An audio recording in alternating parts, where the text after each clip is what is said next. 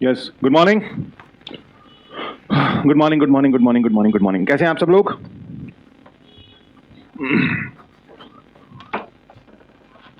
हाँ, class start हो चुकी है फाइनली। और यस, विशिंग ये सारी चीज़ें हम करेंगे एट द एंड। आज हमें स्टार्ट करना, और कॉन्वालिस को जो है मैं तुम लोगों को रिकॉर्डेड लेक्चर दे के गया था एक छोटा सा, ताकि तुम लोगों का जो है ना टाइम वेस्ट ना हो। लेकिन फिर भी ओफो, आज तो गड़बड़ हो गई।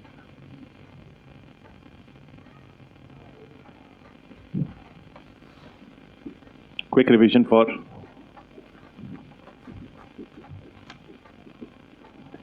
Now, Cornwallis is important. मैंने ठीक है बेटा, अब हो गया। थैंक यू सो मच, हो गया। नाउ लिखिए, मैंने आपसे एक चीज स्टार्टिंग में कही थी कि assuming that British empire is like a beautiful building, assuming that British empire is like a beautiful building. और वो जो बिल्डिंग थी, हमने उसका एक कंस्ट्रक्शन देखा कि फाउंडेशन एंड एवरीथिंग। मैंने आपको एक चीज कही थी कि वो बिल्डिंग जो है वो 5 पिलर्स पे डिपेंडेंट है। 5 पिलर्स के ऊपर जो है वो बिल्डिंग खड़ी थी। पहला पिलर था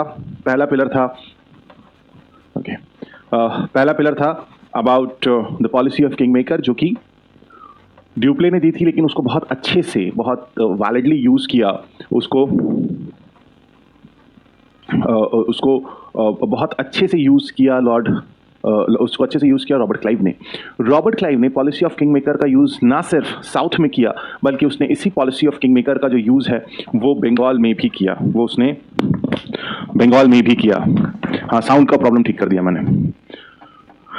वो उसने साउथ में भी किया और वो उसने बंगाल में भी किया। दोनों जगह उसने उस किंग मेकर पॉलिसी का यूज किया। अब लॉर्ड कॉर्नवालिस की बारी आती है। कॉर्नवालिस जो है एक ऐसा गवर्नर जनरल, कॉर्नवालिस के बारे में मैंने आपको बताया था in the recorded video that he is someone who is important in world history as well. In world history we will read about American War of Independence, और American War of Independence में जब America जीतेगा और England हारेगा, वहां पर जो final surrender होगा, वो कौन करेगा? वो फाइनल सरेंडर करेगा Cornwallis. So Cornwallis will sign the surrender there, and after that American war of independence he was sent to India as governor general of Bengal. Fine, and he was there from 1786 to 93। Cornwallis कब से कब तक था? 1786 to 93।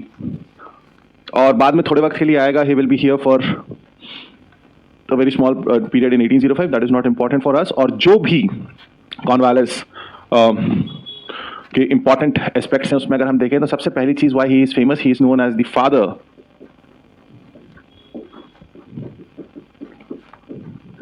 जो services आप देने वाले हैं, he is known as father of civil services in India. Fine, father of civil services in India, क्योंकि he came up with his famous civil services code.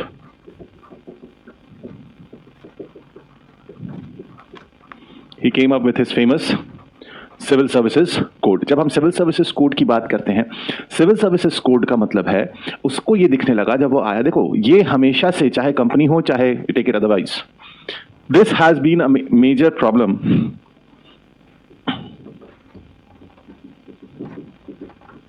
चाहे कंपनी हो चाहे दूसरी तरीके से हो, this has been a major problem in company. और इस करप्शन की एक बहुत बड़ी वजह जो उसे दिख रही थी कि जो डिस्ट्रिक्ट रेवेन्यू कलेक्टर की पोजीशन थी, वो बहुत ज्यादा, क्योंकि उसको मजिस्टेरियल पावर भी थी, वो बहुत ज्यादा जो है सेंट्रलाइज्ड होते जा रही थी। Power corrupts and absolute power corrupts absolutely. और इस चीज को यहां पर देखने को मिल रहा था जब डिस्ट्रिक्ट कलेक्टर का जो पोजीशन है वो बहुत ज्यादा जो है सेंट्रलाइज्ड होता गया, और उसके पास बहुत ज्यादा पावर आ गई, because of which what happened that Cornwallis came, और उसको लगा कि हमें सिविल सर्विसेज में severe as in very severe intense reforms करने की जरूरत है। एंड और एक और चीज लगी उसको, ये लग रहा था कि जो करप्शन हो रहा है कंपनी के अंदर, ईस्ट इंडिया कंपनी के अंदर जो करप्शन हो रहा है, that corruption is because of companies employees are underpaid. दो चीजें उसको लगी कि पहला क्या, कि जो डिस्ट्रिक्ट कलेक्टर है वो बहुत ज्यादा पावरफुल होता जा रहा है, एक ऐसी पोजीशन जो अपने आप में बहुत ज्यादा पावरफुल होती जा रही है। और दूसरा दूसरा कि जो कंपनी में करप्शन की एक वजह और है, कंपनी में करप्शन की एक वजह और है, वो ये है कि there is the employees of the company are underpaid. जो एम्प्लॉय हैं कंपनी के वो क्या है, वो अंडरपेड हैं, जिसकी वजह से ये हो रहा है, fine. Now because of this उसने ये सिविल सर्विसेज कोड, ऑल दो इस पे काम बहुत वक्त से चल रहा था, बहुत ज़्यादा चीज़ें जो है इसके ऊपर एप्लीकेबल थी, लेकिन 1793 में एक ऐसे सिस्टम की वो शुरुआत करता है कॉर्नवालिस, जिसका रिप्लेसमेंट हम आज तक नहीं ढूंढ पाए। And this you have to accept.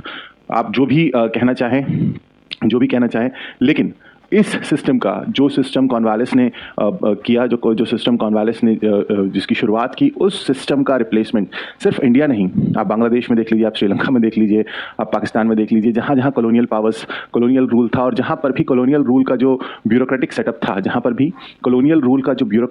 था, उसको रिप्लेस नहीं किया जा सका आज तक। एक अच्छा आर्टिकल आया था आई गेस 2-3 साल पहले द हिंदू में, और उसमें इस चीज़ की बात कही गई थी कि क्यों हम सिविल सर्विसेज का रिप्लेसमेंट नहीं ढूंढ पाए, क्यों हम उस एडमिनिस्ट्रेटिव सेटअप का, ये आप लोग एग्जाम देने वाले हो, you have to be ready for mains as well. ये सवाल पूछा जा सकता है आपसे, मेंस में ना पूछा जाए तो इंटरव्यू में पूछा जा सकता है कि क्या ऐसी वजह थी, क्या ऐसे रीजंस थे कि वो सिविल सर्विस सिस्टम जो अंग्रेजों ने डेवलप किया, हम आज तक उसका रिप्लेसमेंट नहीं ढूंढ पाए। सो हम उसी से शुरुआत करेंगे। आज हम क्या कवर करेंगे, हम सबसे पहले कवर करेंगे लॉर्ड कॉर्नवालिस को, ऑल्दो ये रिवीजन होगा, लेकिन कोई बात नहीं। फिर हम कवर करेंगे परमानेंट सेटलमेंट को। दो इंपॉर्टेंट टॉपिक आज हमको पढ़ने हैं,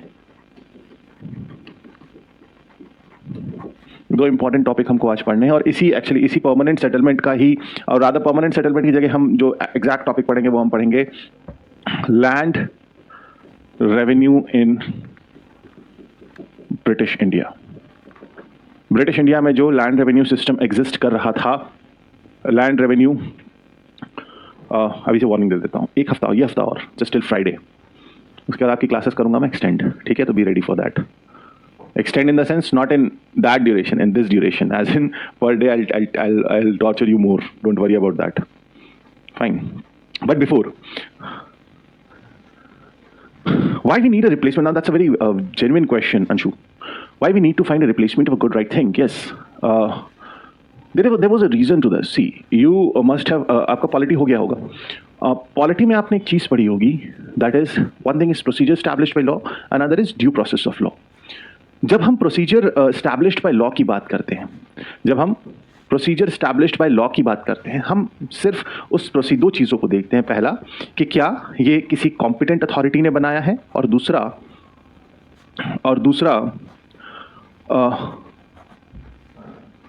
दूसरा ये कि वो जो प्रोसीजर है क्या वो किसी कॉम्पिटेंट अथॉरिटी ने, पहले क्या कि कॉम्पिटेंट अथॉरिटी ने बनाया है, मतलब जिसने भी वो लॉ बनाया है, जिसने भी वो लॉ एस्टैब्लिश किया है, क्या वो एक अच्छी अथॉरिटी, क्या वो उसके बनाने के लिए कॉम्पिटेंट है या नहीं।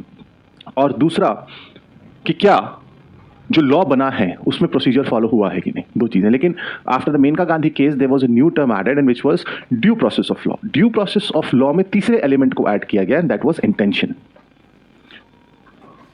कोई बात नहीं, मुझसे सुन लो, क्या हो गया, उसमें क्या बात हो गई।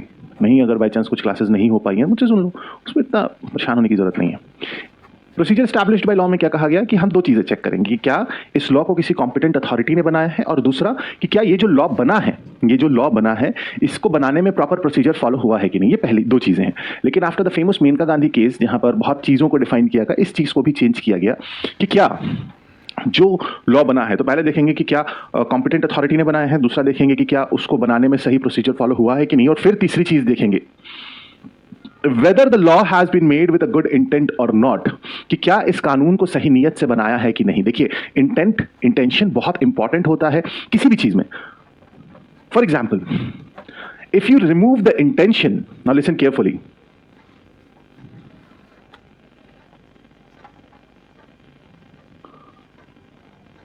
if you remove the intention, there is no difference between a judge pronouncing a capital punishment and a murderer. अगर आप नियत को हटा दें तो उस जज में जिसने सजाए मौत दी है और एक मर्डरर में, एक कातिल में कोई फर्क नहीं रह जाएगा. Am I right?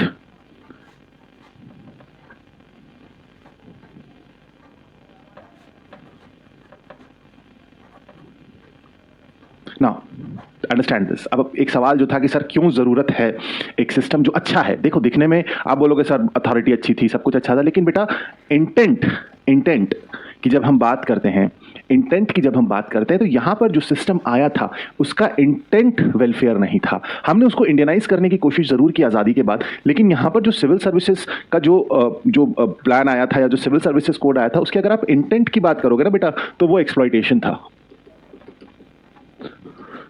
और यहां पर जो हम बात करेंगे, हम जब आजादी के बाद बात करते हैं तो हम वेलफेयर की बात करते हैं. अब बताओ, इंटेंट का फर्क आ गया नहीं आ गया? इंटेंट का फर्क आ गया नहीं आ गया? इसलिए उसको इंडियनाइज. खुद एक चीज बताओ. हम इस बार प्राइम मिनिस्टर ने बड़ी अच्छी चीज कही कि हमें अपने आप को आज़ाद करना है. 75 साल हो चुके हैं, इट्स बीन 75 ईयर्स, लेकिन बहुत सारी ऐसी चीज़ें हैं जो हमको, आई टेल यू कि हम कितना ज़्यादा कॉलोनियल माइंडसेट से प्रीऑक्यूपाइड है. और मैं आपको इसका एक एग्जांपल देता हूं कि ये कितना एक्सप्लॉयटेटिव हो गया.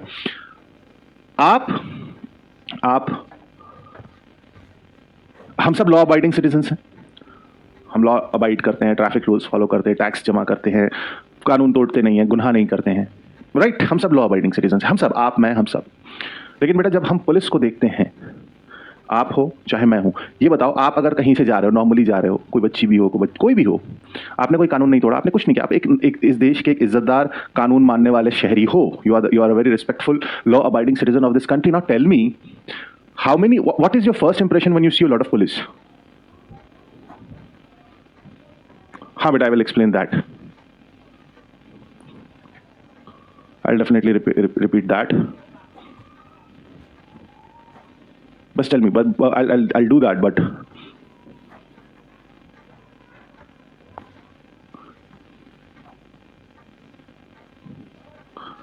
आप पकड़ेंगे, करप्शन स्टार्ट्स. डर लगता है. There must be something wrong, not safe. This is insecurity. See, किसने बताया ये? किसने ये बताया कि यार पुलिस को देख के डरना है? Fear and nervousness. Yes, you want to avoid that. I'll tell you one thing. Your father is a police officer, that's fine.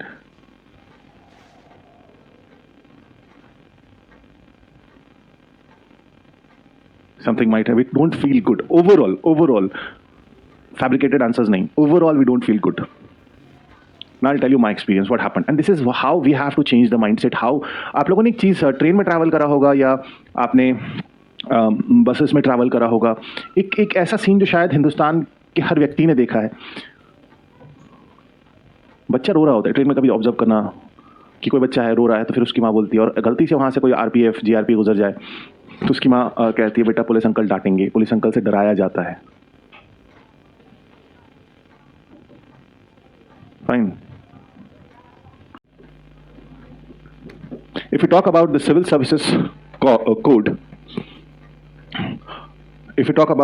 Services code, civil services code का मतलब है, यहां पर इन्होंने 3 अलग अलग, ये जो एक सेंट्रलाइज्ड पावर थी, basically this was done for decentralisation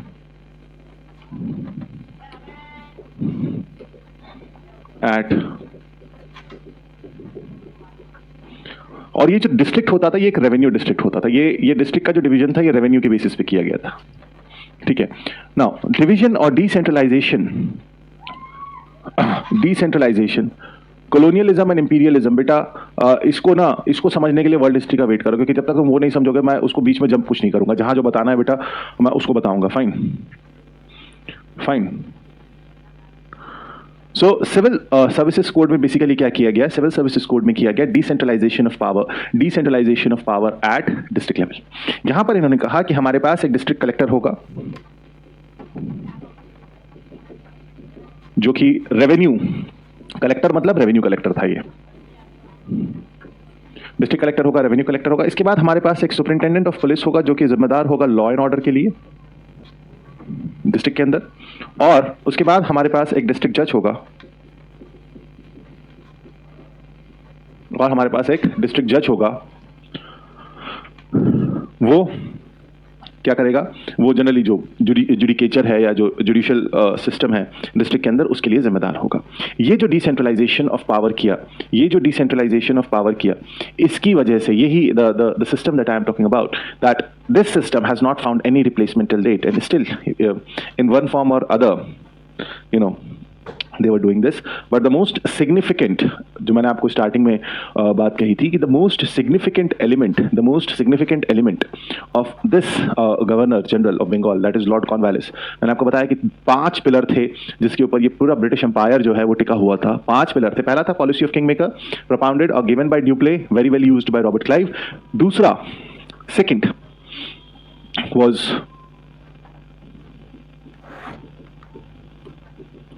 permanent settlement, और जिसे हम कहते हैं जमींदारी सिस्टम, पॉपुलरली नोन एज जमींदारी सिस्टम। इसको हम और इन डिटेल अभी देखेंगे। और हिंदुस्तान की आज के मॉडर्न डे इंडिया की 2 बहुत बड़ी प्रॉब्लम का रूट है ये। पहला, फार्मर डिस्ट्रेस, और दूसरी प्रॉब्लम मोर और लेस अब खत्म हो चुकी है लेकिन फिर भी एग्जिस्ट तो करती थी। रेवेन्यू लिखा था बेटा डिस्ट्रिक्ट के ऊपर, हाँ बेटा अब अलग कर दिया गया। जमींदारी सिस्टम के 2 मेजर प्रॉब्लम्स, मॉडर्न इंडिया के 2 major problems, that is number 1 is farmer distress. आज जो हमारे देश का फार्मर कहीं ना कहीं डिस्ट्रेस में है, इसमें कोई शक नहीं। आप में से बहुत से बच्चे ऐसे होंगे जो फार्मिंग फैमिली से आते होंगे। You know the problems that is faced by the farmers of this country, you know that very well. कहीं ना कहीं उसका एक मेजर रीजन, बहुत बड़ा रीजन जो है वो एक जमींदार, वो ये परमानेंट सेटलमेंट है, वो ये फार्मर डिस्ट्रेस का मतलब है बेटा जो किसानों की परेशानी। आज हमारे देश का किसान कहीं ना कहीं परेशान है, कहीं ना कहीं उसको उसकी क्रॉप का सही मूल्य नहीं मिल रहा है, कहीं ना कहीं उसको इकोनॉमी में फाइन, वो प्रॉब्लम्स हैं। और उसका एक और दूसरा, ऑल्दो ये प्रॉब्लम जो है कहीं ना कहीं रूल आउट हो चुकी है, खत्म हो चुकी है, लेकिन पोस्ट इंडिपेंडेंट इंडिया में हम इसे देखेंगे, दैट इज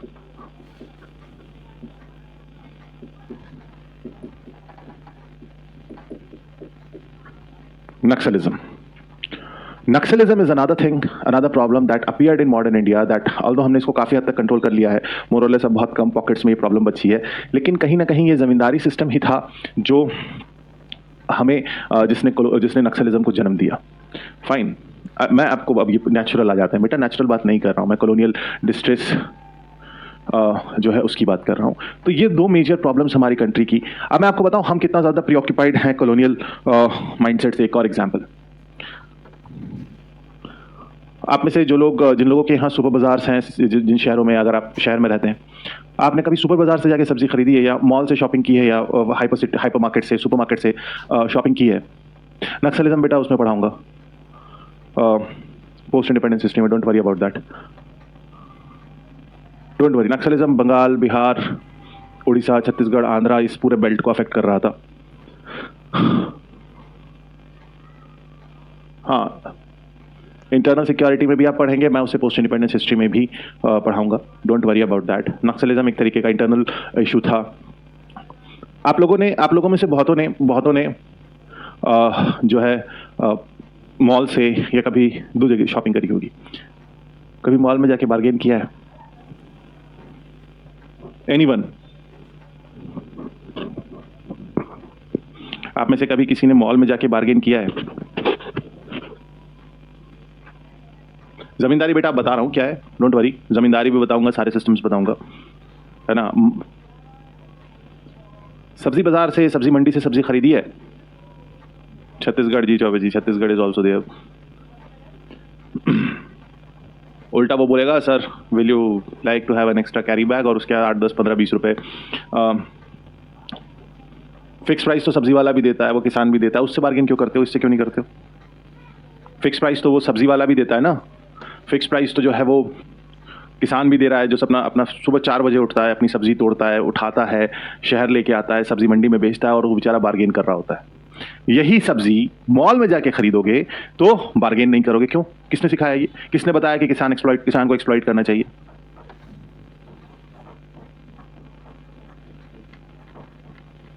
किसान भी तो फिक्स रेट बोलता है, किसान भी तो बोलता है सब्जी इतने की क्यों बोलते हो उससे, यार नहीं इतने की नहीं इतने की लगाओ। मॉल में जाके क्यों नहीं बोलते? कहां से आया ये सिस्टम कहां से जनरेट हुआ? ये सिस्टम जनरेट हुआ कॉलोनियल माइंडसेट से।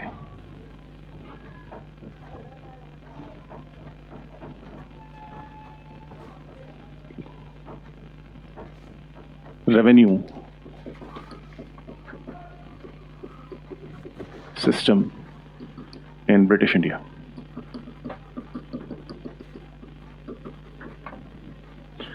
इस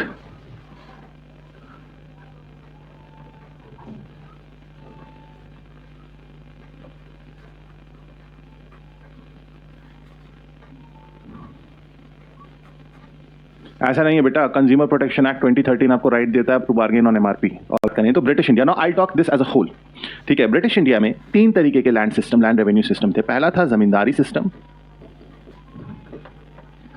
दूसरा था महलवारी सिस्टम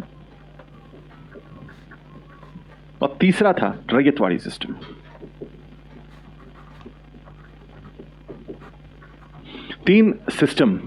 तीन सिस्टम जो हैं वो एग्जिस्ट करते थे।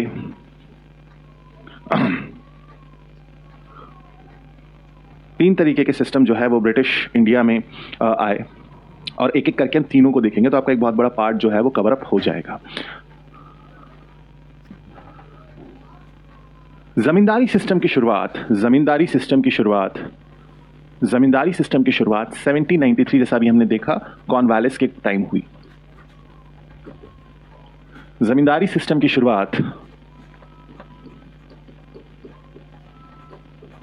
1793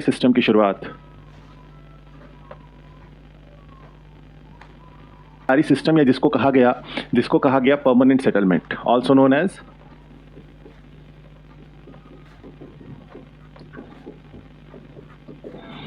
नोन एज परमानेंट सेटलमेंट। अब बता रहा हूं बेटा, एक्सक्यूज मी।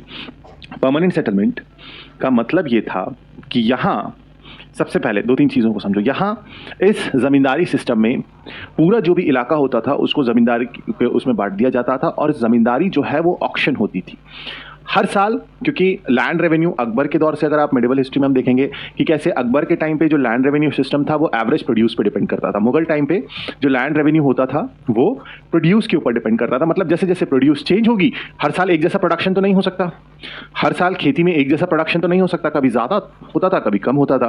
पहले जो लैंड रेवेन्यू सिस्टम था वो प्रोडक्शन डिपेंडेंट था। मतलब क्या था कि ये जो जितना प्रोडक्शन ज्यादा होगा तो टैक्स ज्यादा हो जाता था, प्रोग्रेसिव किस्म का टैक्सेशन था।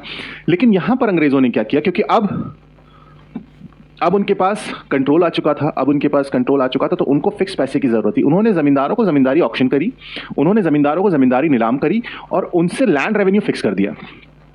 उनसे क्या किया, लैंड रेवेन्यू फिक्स कर दिया। लैंड रेवेन्यू एक ही बार में परमानेंटली सेटल कर दिया कि हम तुमसे इतना लेंगे। एवरेज रेवेन्यू कितना आया, जो भी एवरेज रेवेन्यू था उसको फिक्स कर दिया गया।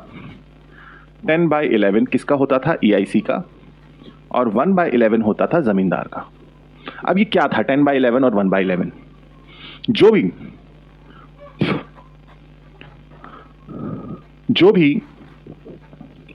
भी रेवेन्यू होता था, जो भी लैंड रेवेन्यू जो भी प्रोडक्शन हुआ उसका उन्होंने एक एवरेज लिया। 1793 में एक एवरेज कैलकुलेट किया और ये तय हुआ कि उस एवरेज का 10/11 11 हिस्से किए जाएंगे और 10/11 किसका होगा, 10/11 किसका होगा, जो भी रेवेन्यू होगा उसका 10/11 किसका होगा, EIC का होगा, ईस्ट इंडिया कंपनी का होगा, और 1/11 किसका होगा, जमींदार का होगा। इसको ऐसे देखो, मान लो किसी जगह का जो लैंड रेवेन्यू है वो 1100 रुपए निकल के आता है, तो उस 1100 रुपए में 1000 रुपीज किसका होगा, EIC का होगा, और 100 रुपीज किसका होगा, जमींदार का होगा। 100 रुपीज किसका होगा, जमींदार का होगा।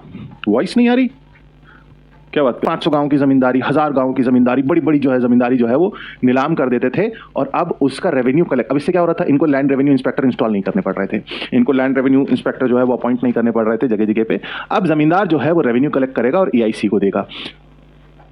अब इशू ये था कि सर ये जमींदार करेगा क्यों? जमींदार के साथ लैंड रेवेन्यू परमानेंटली सेटल हुआ था, उसकी जमींदारी परमानेंट नहीं थी। फिर से समझो, लैंड रेवेन्यू जो सेटल हुआ था वो परमानेंटली सेटल हुआ था, लेकिन जो उसकी जमींदारी थी वो परमानेंट नहीं थी। जमींदारी क्यों परमानेंट नहीं थी? उन्होंने कहा कि भैया ये तो ठीक है, अंग्रेजों ने बोला ये तो ठीक है, ये तो हमने तय कर दिया, लेकिन ये परमानेंट जो है, ये रेवेन्यू परमानेंट सेटल हुआ है। आप जमींदारी जो है अव्वल वो हेरिडिटरी रहेगी। हेरिडिटरी का मतलब यह है कि तुम अपने बाद इसे अपने औलादों में ट्रांसफर कर सकते हो, ट्रांसफरेबल थी। लेकिन अगर मान लो एक डेट तय हो जाती है कि ये 1100 रुपए का ये जो लैंड रेवेन्यू है हर साल लेट्स से 31 मार्च तक आपको अपना लैंड रेवेन्यू जमा करना है। अगर 31 मार्च को एक डेट तय कर देते हैं कि 31 मार्च को आपको क्या करना है, अपना लैंड रेवेन्यू जमा करना है। अगर कोई जमींदार, नाउ लिसन केयरफुली, अगर कोई जमींदार अपनी ड्यू डेट तक, लेट्स से 31 मार्च, अगर कोई जमींदार ड्यू डेट तक अपना टैक्स ये वाला जमा नहीं कर पाया, ये 1000 रुपए जमा नहीं कर पाया, तो वो उसकी जमींदारी वापस ले लेंगे, उसकी जमींदारी नीलाम कर दी जाएगी। मतलब जमींदार को भी एब्सोल्यूट राइट नहीं था, राइट तो था, ओनरशिप तो थी, लेकिन वो ओनरशिप भी कंडीशनल ओनरशिप थी, वो ओनरशिप परमानेंट नहीं थी। वो ओनरशिप तभी तक थी जब तक टैक्स दे रहे हो। जमींदारों से कहा कि जब तक तुम टैक्स दे रहे हो तब तक तुम्हारी जमींदारी है। अगर तो this was called as the sunset law.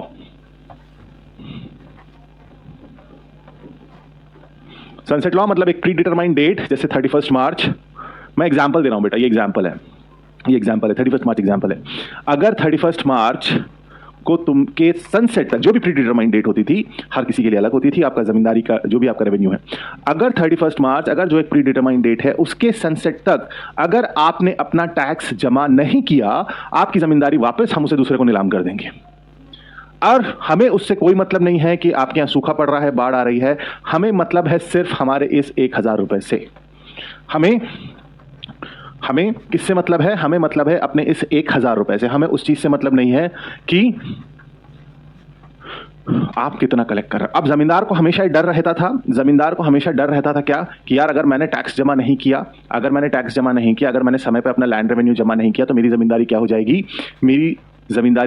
मेरी जमींदारी चली जाएगी। तो जहां उसे 1100 रुपए कलेक्ट करने चाहिए थे किसान से, वो वहां मान लो अज्यूम कर लेते हैं, तो कलेक्ट कितना करना था? 1100 रुपए। कलेक्ट कितना कर रहा था? 5000 रुपए। अज्यूमिंग, मैं आपको एक बहुत ही रॉ फिगर दे रहा हूं, this is not something hard and fast, एक जनरल, ताकि आप समझ पाए कि अब जमींदार को तो हमेशा डर रहेगा ना, जमींदार को हमेशा डर रहेगा कि यार मेरी जमींदारी चली जाएगी, तो मुझे तो इतना पैसा रखना है, इतना टैक्स हमेशा अपने पास बफर में रखना है कि मान लो किसी साल सूखा पड़ गया, किसी साल बाढ़ आ गई, किसी साल क्रॉप फेलियर हो गया, कुछ भी हो गया, मेरा रेवेन्यू जो है वो जमा हो जाए। तो जहां उसे 1100 रुपए कलेक्ट करने चाहिए थे, वहां वो 5000 रुपए कलेक्ट करता था किसान से, और बेटा किसान को कुछ नहीं मिलता था मेहनत करके। हाँ बेटा, ऑक्शन का मतलब होता है नीलामी। वो जमींदारी एरिया, जैसे आज के टाइम पे कोल ब्लॉक्स हो गए, बहुत सी चीजें, सरकारी चीजों की नीलामी होती है ना, ऐसी जमींदारी की नीलामी होती थी। वो जमींदारी एरिया बना लेते थे। पहले से जो जमींदार थे, ऐसा नहीं कि जमींदारी को अंग्रेजों ने इंट्रोड्यूस किया, अकबर के दौर से तब से चली आ रही है।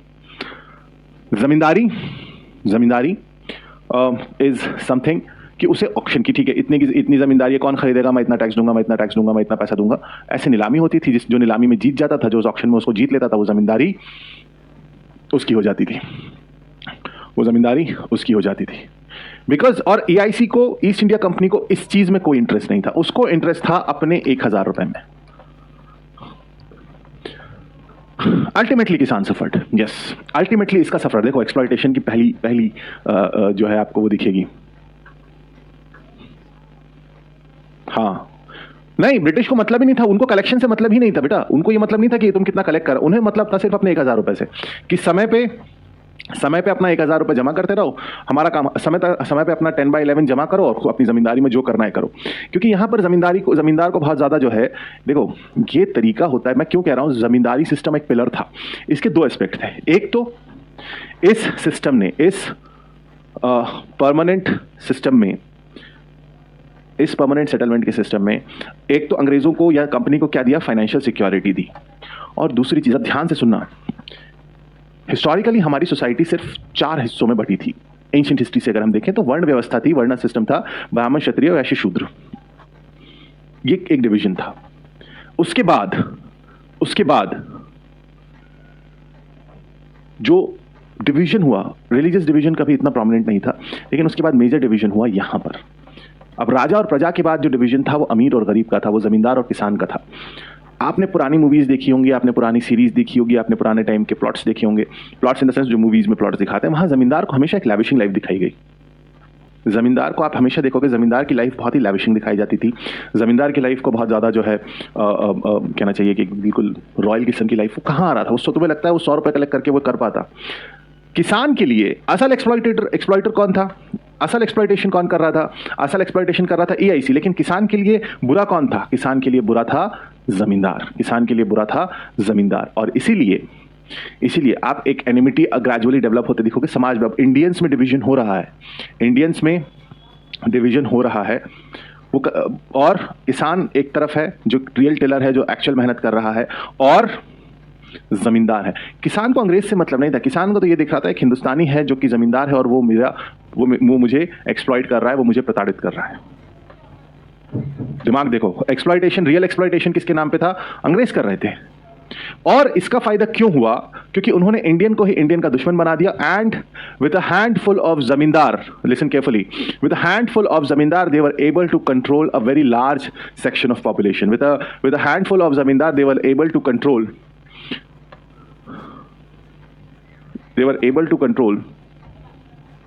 a large section of population. Any question in this part?